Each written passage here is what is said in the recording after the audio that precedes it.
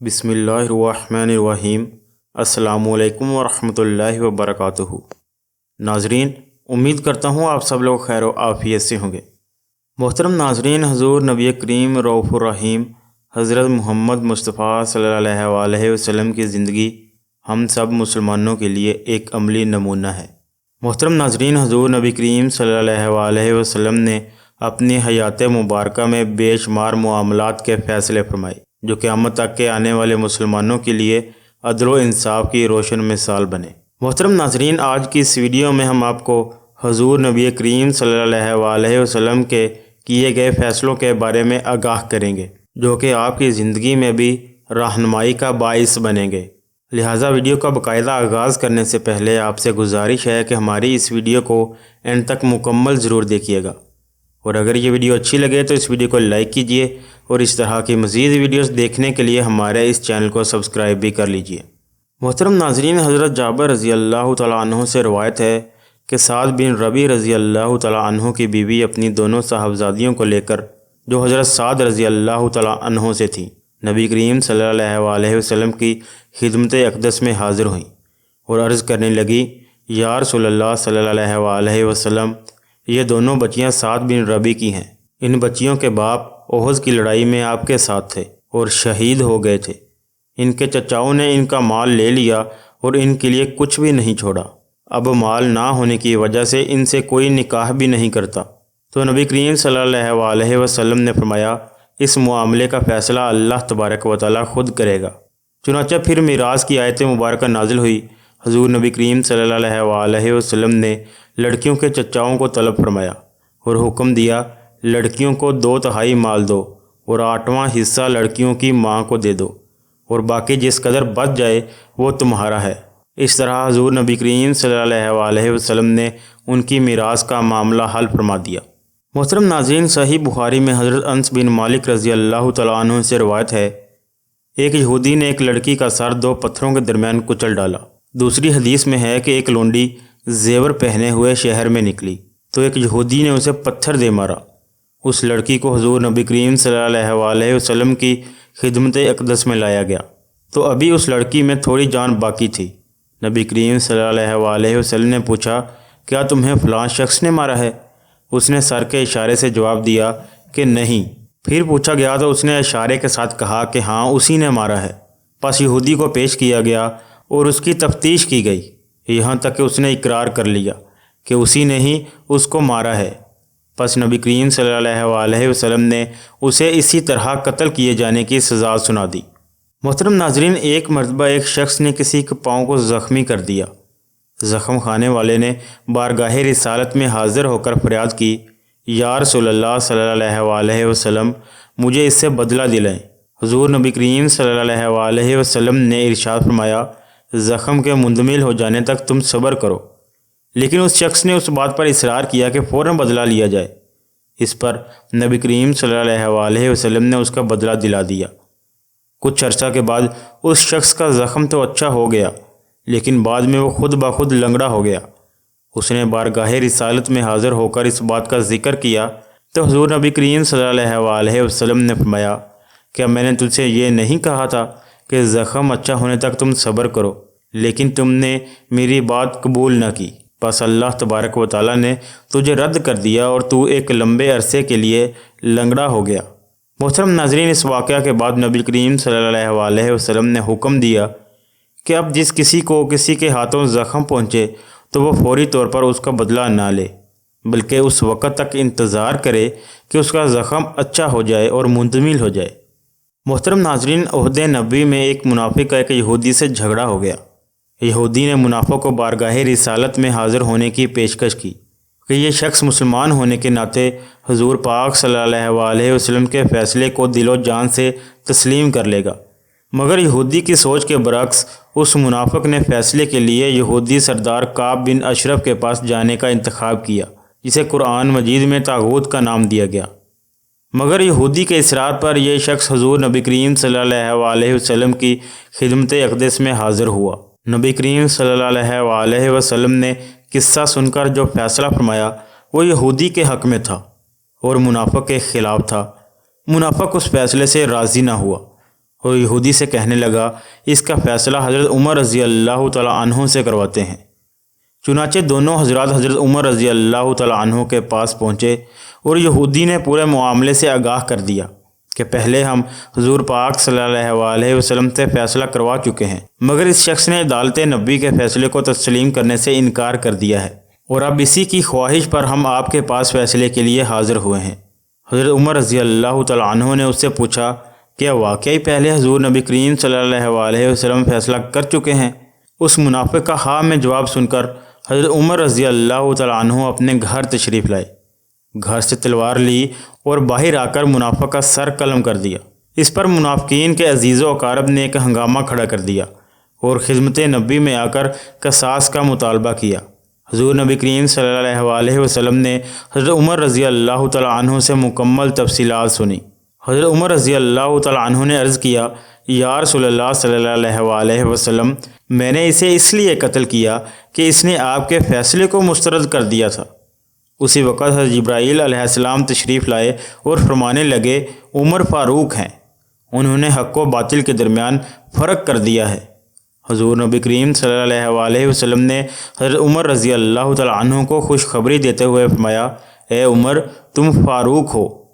محترم ناظرین، امام ظاہری حضرت عمارہ بن خزیمہ رضی اللہ تعالیٰ عنہ کے حوالے سے بیان کرتے ہیں کہ نبی کریم صلی اللہ علیہ وسلم نے ایک عرابی سے گھوڑا خریدا اور اسے جلدی چلنے کو کہا تاکہ آپ گھر پہنچ کر اس کی قیمت ادا کر دیں۔ پھر نبی کریم صلی اللہ علیہ وسلم جلدی آگے بڑھ گئے جبکہ بدو پیچھے رہ گیا۔ راستے میں لوگ بدو کے پاس آتے اور اس کے گھوڑے کی قیمت لگاتے۔ انہیں معلوم نہیں تھا کہ رسول پاک صلی اللہ علیہ وسلم نے یہ گھوڑا خرید لیا ہے۔ ایک آدمی نے گھوڑے کی قیمت حضور صلی اللہ علیہ وسلم کی لگائی ہوئی قیمت سے زیادہ لگائی، چنانچہ بدو نے زور سے چلا کر نبی کریم صلی اللہ علیہ وسلم کو آواز دی اور کہنے لگا اگر آپ کو یہ گھوڑا خریدنا ہے تو خرید لیں ورنہ میں اسے دوسرے کے ہاتھ بیچ دوں گا۔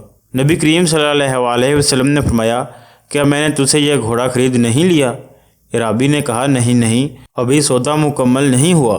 پھر تاجدار کائنات اور اس عرابی کے درمیان بحث ہونے لگی جسے دیکھ کر لوگ ان کے پاس اکٹھے ہو گئے۔ عرابی کہنے لگا آپ اس بات پر کوئی گواہ پیش کریں کہ واقعی میں نے آپ کے ہاتھ اپنا گھوڑا بیچ دیا ہے۔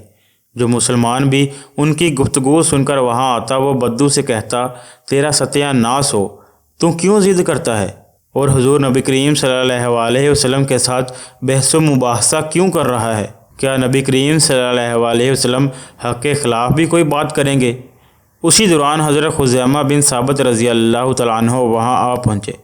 جب انہوں نے سرکار دو عالم حضرت محمد مصطفیٰ صلی اللہ علیہ وسلم اور عرابی کے درمیان بحث اور بدو کا یہ قول سنا کہ آپ اس بات پر کوئی گواہ پیش کریں کہ واقعی میں نے آپ کے ہاتھ اپنا گھوڑا بیچ دیا ہے، یہ سنتے ہی حضرت خزیمہ بن ثابت رضی اللہ تعالیٰ عنہ کہنے لگے میں گواہی دیتا ہوں کہ یقیناً تو نے اپنا گھوڑا حضور نبی کریم صلی اللہ علیہ وسلم کے ہاتھ فروخت کر دیا ہے۔ یہ سننا تھا کہ تاجدار کائنات حضرت محمد مصطفیٰ صلی اللہ علیہ وسلم حضرت خزیمہ رضی اللہ تعالیٰ عنہ کی طرف متوجہ ہوئے اور ان سے پوچھا آخر تم کس بنیاد پر گواہی دے رہے ہو جبکہ گھوڑے کی خرید و فروخت کے وقت تو تم ہمارے پاس موجود ہی نہیں تھے؟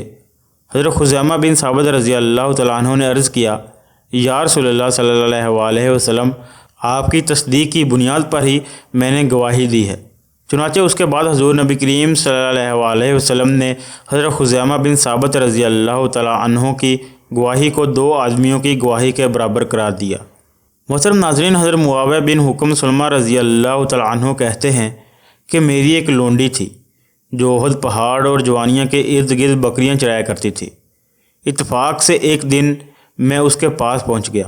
میں نے دیکھا کہ بھیڑیا ایک بکری لے کر بھاگ چکا ہے۔ چونکہ میں ایک انسان ہوں آدم کی اولاد کی طرح، مجھے بھی غصہ آنا ایک فطری عمل ہے، لہٰذا میں نے غصے میں آ کر اپنی اس لونڈی کو ایک زوردار تمانچہ رسید کر دیا۔ پھر جب میں نے حضور نبی کریم صلی اللہ علیہ وسلم کو اس بات سے آگاہ کیا تو آپ کے انداز سے مجھے محسوس ہوا کہ میں نے بڑی عظیم غلطی کا ارتکاب کیا ہے۔ میں نے فوراً عرض کیا یا رسول اللہ صلی اللہ علیہ وسلم کیا میں اسے آزاد نہ کر دوں؟ حضور نبی کریم صلی اللہ علیہ وسلم نے ارشاد فرمایا اسے میرے پاس بلا کر لاؤ۔ چنانچہ میں اپنی لونڈی کو لے کر حضور پاک صلی اللہ علیہ وسلم کی خدمت اقدس میں حاضر ہوا۔ نبی کریم صلی اللہ علیہ وسلم نے اس سے پوچھا، اللہ رب العزت کہاں ہے؟ وہ کہنے لگی، آسمان میں۔ پھر آپ نے پوچھا، میں کون ہوں؟ وہ کہنے لگی، آپ اللہ کے رسول ہیں۔ یہ سن کر نبی کریم صلی اللہ علیہ وسلم نے معاویہ بن حکام رضی اللہ تعالیٰ عنہ کی طرف متوجہ ہو کر ارشاد فرمایا، اسے آزاد کر دو کیونکہ یہ مومنہ ہے۔ محترم ناظرین، شوال 4 ہجری میں قبیلہ آرینہ کے 8 آدمی بارگاہ رسالت میں حاضر ہو کر اسلام لائے۔ مدینہ منورہ کی آب و ہوا انہیں راس نہ آئی اور وہ بیمار پڑ گئے۔ رسول پاک صلی اللہ علیہ وسلم نے صحت کی غرض سے انہیں مدینہ منورہ کے نواحی علاقے قباء میں اس چراگاہ کی طرف بھیج دیا جہاں آپ صلی اللہ علیہ وسلم کے اونٹ چرتے تھے۔ وہ لوگ وہاں رہے یہاں تک کہ تندرست ہو گئے۔ اس کے بعد ایک دن ان کی نیت اچانک خراب ہو گئی اور انہوں نے ایک دن سرکاری چرواہے یعنی حضور پاک صلی اللہ علیہ وسلم کے آزاد کردہ غلام کو پکڑا اور اس کی آنکھ میں گرم سلائی پھیر کر بے رحمانہ طریقے سے اس کے ہاتھ پاؤں کاٹ کر اسے قتل کر دیا، اور اس کے بعد رسول پاک صلی اللہ علیہ وسلم کی اونٹنیاں ہنکا کر لے گئے۔ یہ واقعہ اپنی نوعیت کے لحاظ سے بڑا عجیب و غریب تھا، کیونکہ بیک وقت قتل اور بے رحمانہ سلوک کے جرائم کا ارتکاب کیا گیا تھا۔ یہ جرم مدینہ منورہ کے نواح میں کیا گیا، جہاں امن و انتظام کرنے کی ذمہ داری رسول پاک صلی اللہ علیہ وسلم نے لے رکھی تھی۔ حضور نبی کریم صلی اللہ علیہ وسلم نے کارروائی کی اور ان کو قرار واقعی سزا دینے کے لیے پہلے فوری طور پر 20 سواروں کے ساتھ ایک صحابی رسول صلی اللہ علیہ وسلم کو تعاقب میں بھیج کر انہیں گرفتار کروایا اور اس کے بعد قصاص عدل کا حکم دیا۔ چنانچہ سرکار دو عالم حضرت محمد مصطفیٰ صلی اللہ علیہ وسلم کے حکم کی تعمیل میں عدل و انصاف کی روح سے ان مجرموں کے ہاتھوں اور پاؤں کو کاٹ دیا گیا، آنکھوں میں سلائیاں پھیری گئی اور پھر وہی سولی پر لٹکا دیا گیا تاکہ یہ دوسروں کے لیے درس عبرت ہو۔ محترم ناظرین، حضرت ابو ہریرہ اور حضرت زید بن خالد جوہنی رضی اللہ تعالیٰ عنہ بیان فرماتے ہیں کہ ہم لوگ حضور نبی کریم صلی اللہ علیہ وسلم کی خدمت اقدس میں حاضر ہوئے۔ اتنے میں 2 آدمی رسول پاک صلی اللہ علیہ وسلم کے پاس اپنا ایک مقدمہ لے کر حاضر ہوئے۔ ایک نے عرض کیا، اے اللہ کے رسول، آپ ہمارے درمیان کتاب اللہ کے مطابق فیصلہ صادر فرما دیں۔ دوسرا شخص جو پہلے کے مقابلے میں زیادہ ہوشیار تھا، اس نے عرض کیا، اے اللہ کے رسول، آپ ہمارے درمیان کتاب اللہ کے مطابق فیصلہ سنائیں اور مجھے معاملے کی نوعیت کی وضاحت کرنے دیں۔ حضور نبی کریم صلی اللہ علیہ وسلم نے ارشاد فرمایا، ہاں تم اپنی بات بیان کرو۔ وہ کہنے لگا، بات دراصل یہ ہے کہ میرا بیٹا اس آدمی کے گھر محنت مزدوری کیا کرتا تھا اور اس کے گھر میں اس کی آمد و رفت تھی۔ چنانچہ میرے بیٹے نے اس کی بیوی سے بدکاری کا ارتکاب کیا۔ میں نے معاملے کو رفع دفع کرنے کے لیے اپنے بیٹے کی جانب سے 100 بکریاں اور ایک لونڈی دے کر اسے راضی کر لیا۔ پھر میں نے اس سلسلے میں اہل علم سے فتویٰ پوچھا تو انہوں نے مجھے شرعی سزا بتائی کہ میرے بیٹے کو 100 کوڑے لگائے جائیں گے اور 1 سال کے لیے ملک بدر کر دیا جائے گا، جبکہ اس کی بیوی کو سنسار کیا جائے گا۔ حضرت محمد مصطفیٰ صلی اللہ علیہ وسلم نے ارشاد فرمایا، قسم ہے اس ذات کی جس کے ہاتھ میں میری جان ہے، یقیناً میں تمہارے درمیان کتاب اللہ کے مطابق فیصلہ کروں گا۔ لونڈی اور بکریاں تم واپس لے جاؤ اور تمہارے بیٹے کو 100 کوڑے لگا کر سال بھر کے لیے جلا وطن کیا جائے گا۔ اور اے انیس، اس آدمی کی بیوی کے پاس جاؤ، اگر وہ زنا کا اعتراف کر لیتی ہے تو اسے سنسار کر دو۔ حضرت انیس رضی اللہ تعالیٰ عنہ نے جا کر پوچھا تو اس عورت نے اعتراف کر لیا۔ پھر حضور نبی کریم صلی اللہ علیہ وسلم کے حکم سے اسے سنسار کر دیا گیا۔ محترم ناظرین، ابو عمر بن سیفی کی لونڈی جس کا نام سارہ تھا، وہ مکہ مکرمہ سے چل کر مدینہ منورہ میں بارگاہ رسالت میں حاضر ہوئی۔ یہ اس دن کی بات ہے جب حضور نبی کریم صلی اللہ علیہ وسلم مکہ مکرمہ پر لشکر کشی کی تیاری کر رہے تھے۔ حضور نبی کریم صلی اللہ علیہ وسلم نے اس سے پوچھا، اے سارہ، کیا تو ہجرت کر کے آئی ہے؟ اس نے کہا، نہیں۔ میں نے فرمایا، کیا تم مسلمان بن کر آئی ہے؟ اس نے کہا، نہیں۔ پھر آپ صلی اللہ علیہ وسلم نے پوچھا، کیوں آئی ہو؟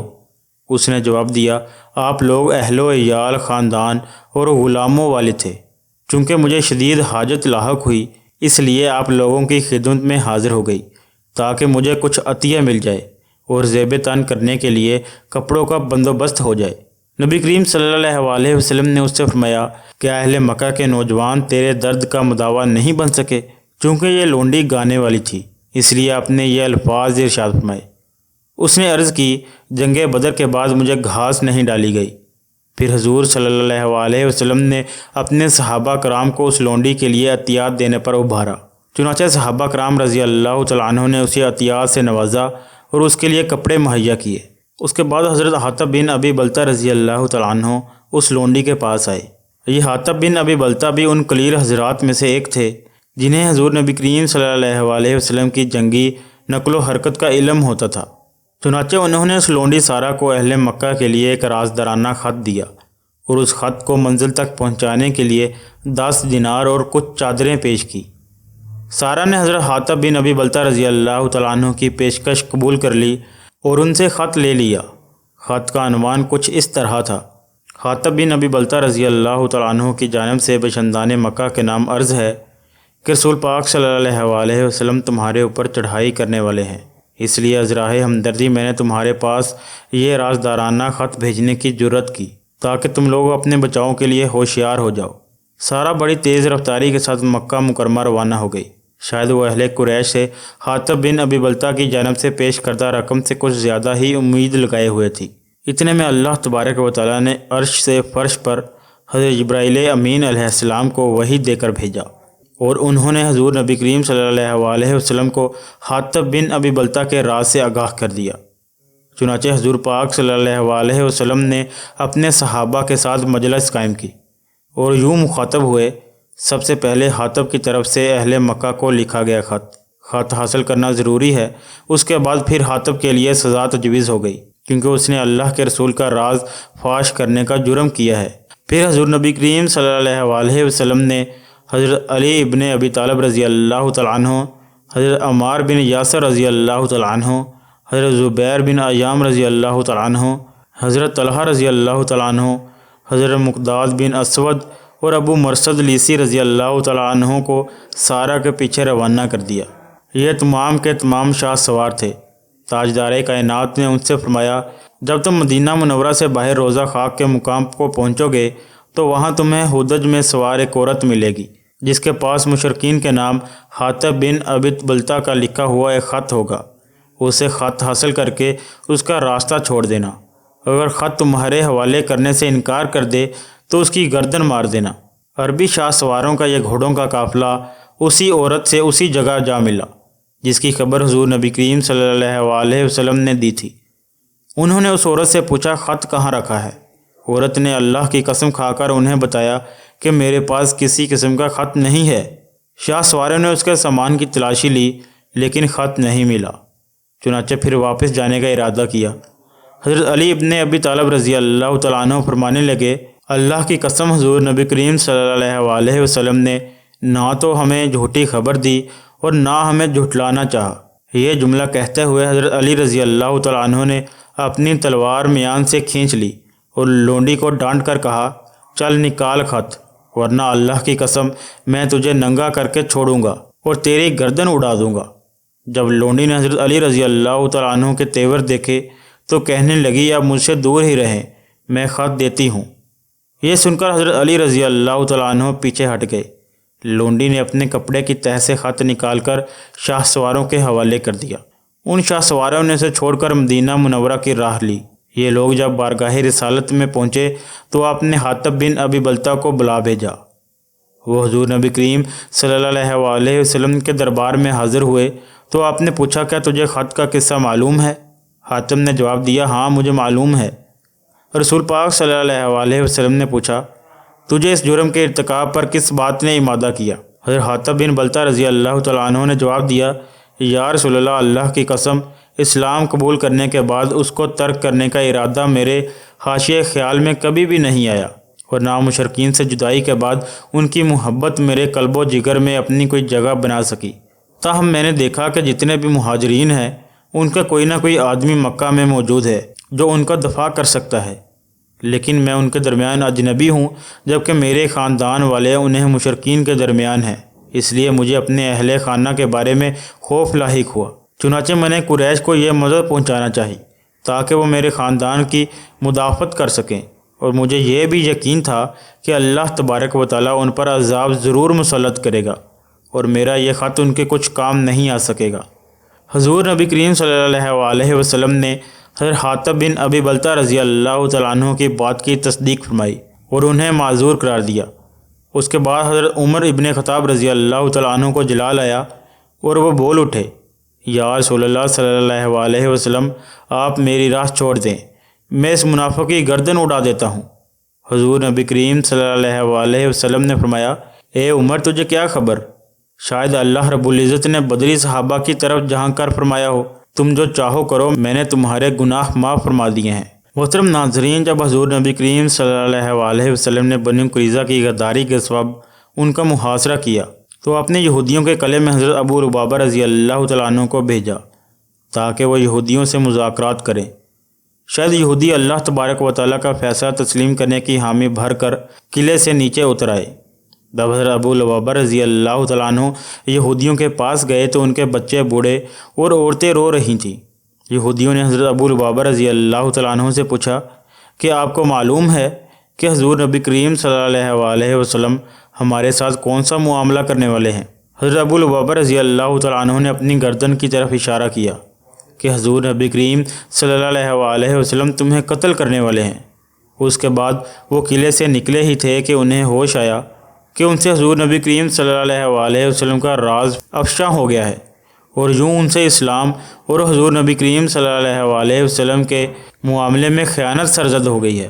چنانچہ وہ فوراً مسجد نبی میں آ گئے اور خود کو ایک ستون سے باندھ لیا اور کہنے لگے، اللہ کی قسم میں خود کو نہیں کھول سکتا اور نہ کھانے پینے کا مزہ چکھ سکتا ہوں، یہاں تک کہ اللہ تبارک و تعالیٰ میری توبہ قبول فرما لے۔ پھر اس کے بعد حضرت ابو لبابہ رضی اللہ تعالیٰ عنہ 7 دنوں تک کچھ کھائے پیے بغیر ستون سے بندھے رہے۔ اس دوران آپ کی صاحبزادی آ کر مسجد کے ستون سے آپ کو نماز اور حاجات کے لیے کھول دیا کرتی تھی۔ جب آپ بھوک پیاس کی تاب نہ لا سکے تو ایک غش کھا کر گر پڑے۔ پھر اللہ تبارک و تعالیٰ نے آپ کی توبہ قبول فرمائی۔ لوگوں نے جب توبہ کی قبولیت کے بارے میں بتایا تو آپ نے کہا، اللہ کی قسم میں خود کو زنجیروں سے اس وقت تک آزاد نہیں کر سکتا جب تک کہ حضور نبی کریم صلی اللہ علیہ وسلم خود مجھے نہ کھولے۔ چنانچہ حضور نبی کریم صلی اللہ علیہ وسلم تشریف لائے اور ان کی زنجیر کھولی۔ محترم ناظرین، ایاز بن سلمہ اپنے والد سے روایت کرتے ہیں کہ مشرکین میں سے ایک جاسوس بارگاہ رسالت میں حاضر ہوا۔ اس وقت حضور نبی کریم صلی اللہ علیہ وسلم نے ایک جگہ ڈیرا ڈالا ہوا تھا۔ وہ جاسوس مسلمانوں کے ساتھ باتیں کرتا رہا، پھر کھانا وغیرہ کھا کر چپکے سے کھسک گیا۔ رسول پاک صلی اللہ علیہ وسلم نے فرمایا، اسے تلاش کر کے قتل کر ڈالو۔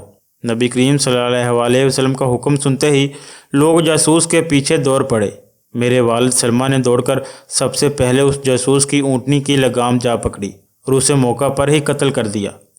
چنانچہ حضور نبی کریم صلی اللہ علیہ وسلم نے اس جاسوس کا سارا ساز و سامان میرے والد ماجد سلمہ بن عقوق کو بطور تحفہ دے دیا۔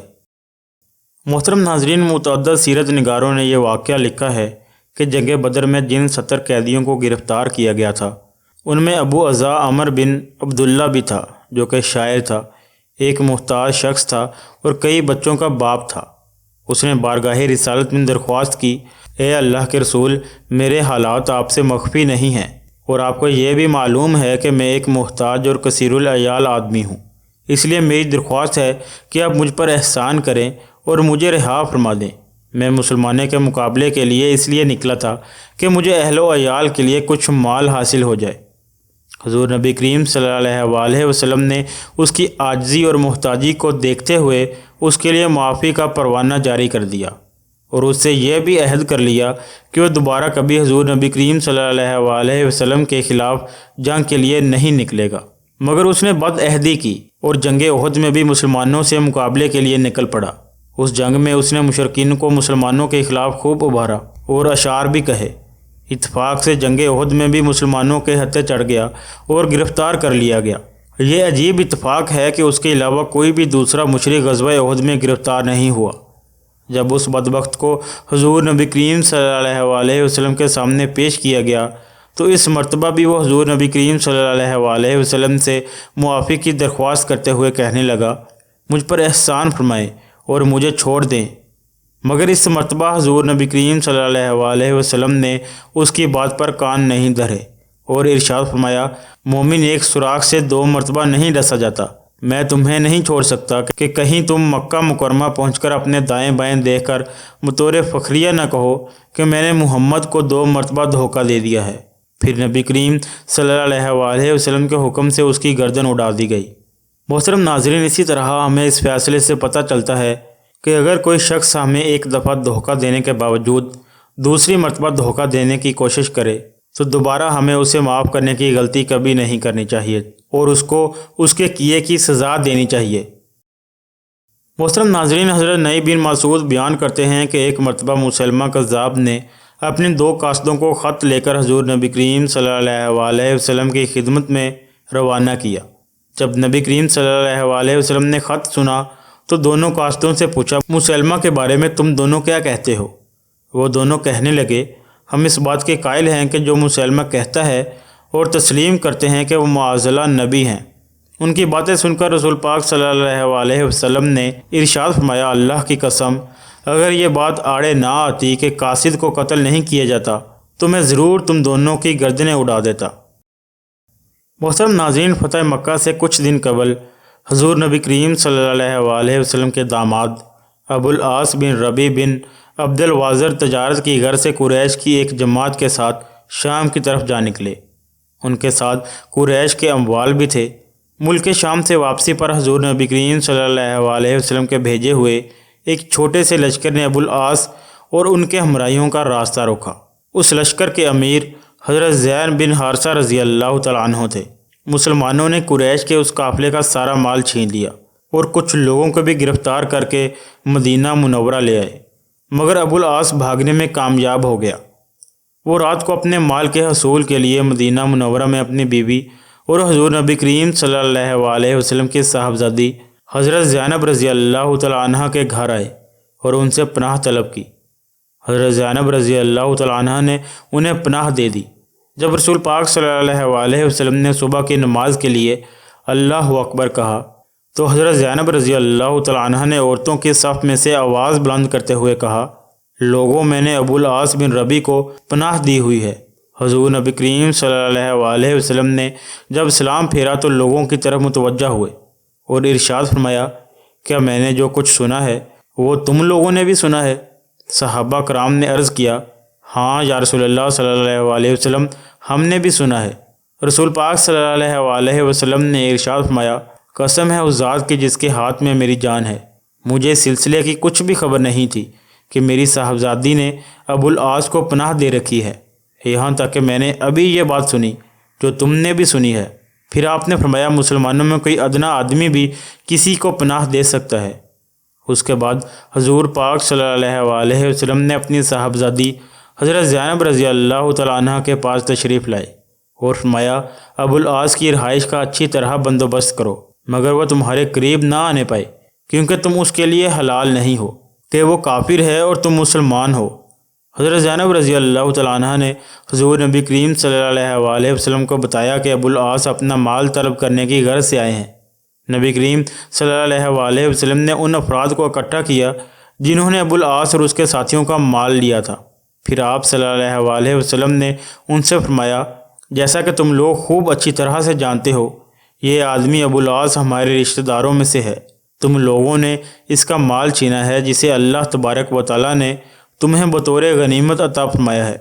میں چاہتا ہوں کہ تم لوگ اس کے اوپر احسان کرو اور اس کا مال واپس کر دو۔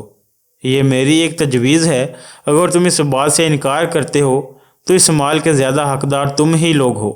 صحابہ کرام رضی اللہ تعالیٰ عنہ نے عرض کیا، نہیں یا رسول اللہ صلی اللہ علیہ وسلم، ہم آپ کے اس فیصلے کو دل و جان سے مانتے ہیں، اس مال کو واپس کر دیتے ہیں۔ چنانچہ انہوں نے ابو العاص کا سارا مال واپس کر دیا۔ ابو العاص یہ مال لے کر مکہ مکرمہ واپس چلا گیا اور جس قریشی سے مال لیا ہوا تھا اسے واپس کر دیا۔ قریش نے ان کا شکریہ ادا کرتے ہوئے کہا، اللہ تبارک و تعالیٰ آپ کو جزائے خیر سے نوازے، بلا شبہ ہم نے آپ کو وفادار اور شریف پایا ہے۔ پھر ابو العاص کلمہ شہادت پڑھ کر دائرہ اسلام میں داخل ہو گیا اور قریش سے مخاطب ہو کر کہنے لگا، اللہ کی قسم، مدینہ میں محمد صلی اللہ علیہ وسلم کے پاس مجھے اسلام قبول کرنے سے کوئی چیز مانی نہیں تھی، صرف ایک ہی خدشہ دامن گیر تھا کہ کہیں تم اس بدگمانی میں مبتلا نہ ہو جاؤ کہ میں نے تمہارا مال ہڑپ کر لیا۔ پھر وہ مدینہ منورہ لوٹ گئے اور نبی کریم صلی اللہ علیہ وسلم نے نکاح اول ہی پر اپنی صاحبزادی کو ان کے پاس لوٹا دیا۔